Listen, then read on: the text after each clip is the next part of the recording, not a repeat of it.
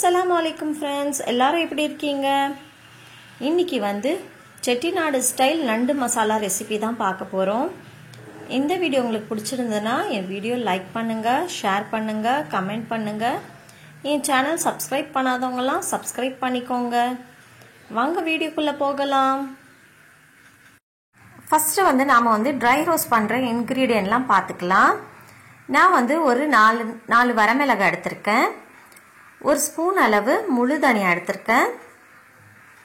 அரை ஸ்பூன் அளவு மிளகு எடுத்துக்கோங்க. அரை ஸ்பூன் அளவு சோம்பு, ஒரு ஸ்பூன் அளவு ஜீரகம்,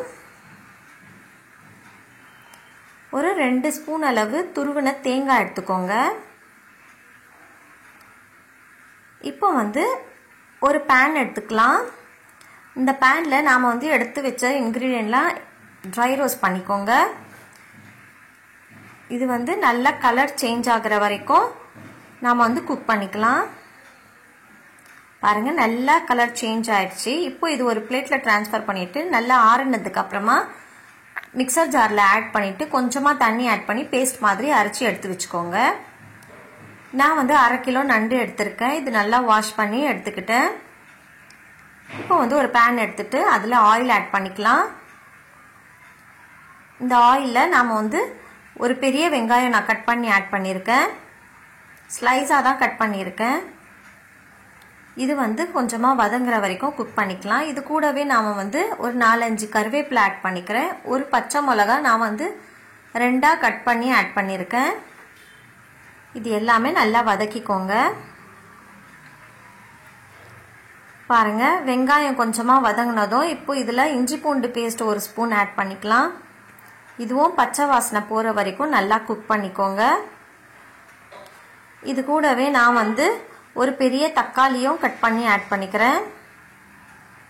இதுவும் நல்லா கிளறி விட்டுருங்க. தக்காளி வதங்கிறதுக்கு நாம் ஃபஸ்ட்டு சால்ட்டும் மஞ்சத்தூளும் ஆட் பண்ணிக்கலாம். நான் ஒரு ஸ்பூன் அளவு சால்ட், 1/4 ஸ்பூன் அளவு மஞ்சத்தூள் ஆட் பண்ணியிருக்கேன். இது நல்லா கிளறி விட்டுருங்க. இப்போ தக்காளி நல்லா மேஷ் ஆகிற வரைக்கும் குக் பண்ணுங்கள். பாருங்கள், தக்காளி மேஷ் ஆகிடுச்சு. இப்போ இது கூட நான் ஒரு ஸ்பூன் அளவு மிளகாத்தூள் ஆட் பண்ணியிருக்கேன். நீங்கள் உங்கள் காரத்துக்கு ஏற்ற மாதிரி ஆட் பண்ணிக்கோங்க. இது கூடவே நாம் அரைச்சி வச்ச பேஸ்ட்டும் ஆட் பண்ணிக்கலாம். கொஞ்சமாக தண்ணியும் ஆட் பண்ணிக்கலாம். ஆட் பண்ணிட்டு நல்லா மிக்ஸ் பண்ணிடுங்க.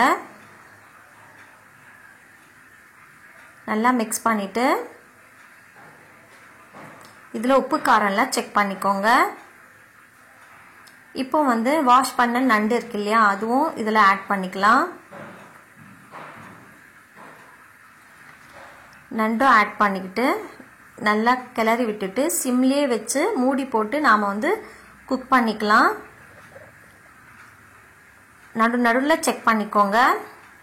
பாருங்கள், இந்த மாதிரி நல்லா சுண்டி வரணும். பாருங்கள், எவ்வளோ சூப்பராக இருக்குது. சிம்பிளாகவும் செஞ்சிடலாம். நல்லா டேஸ்ட்டும் அட்டகாசமாக இருக்கும். நீங்கள் ரசம் சாதத்து கூட இந்த மாதிரி செஞ்சு சாப்பிட்டு பாருங்கள், சூப்பராக இருக்கும். அவ்வளோதான் ஃப்ரெண்ட்ஸ். இந்த ரெசிபி உங்களுக்கு பிடிச்சிருந்ததுன்னா என் வீடியோ லைக் பண்ணுங்கள், ஷேர் பண்ணுங்கள், கமெண்ட் பண்ணுங்கள். என் சேனல் சப்ஸ்கிரைப் பண்ணாதவங்களாம் சப்ஸ்கிரைப் பண்ணிக்கோங்க. பக்கத்தில் இருக்க பெல் ஐக்கான் கண்டிப்பாக கிளிக் பண்ணுங்கள். ஆல் சொல்லி ப்ரெஸ் பண்ணிக்கோங்க. அப்போ தான் நான் வீடியோ போடுற நோட்டிஃபிகேஷன் உங்களுக்கு வரும். தேங்க்யூ.